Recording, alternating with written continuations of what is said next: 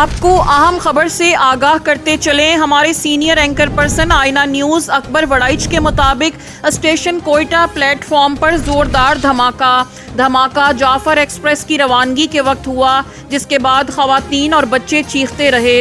Quetta railway station دھماکے میں 5 افراد شہید، کوئٹہ دھماکے میں 30 افراد سے زائد زخمی ہو گئے. ریلوے اسٹیشن دھماکے کے بعد لاشوں اور زخمیوں کو سول ہسپتال کوئٹہ منتقل کر دیا گیا.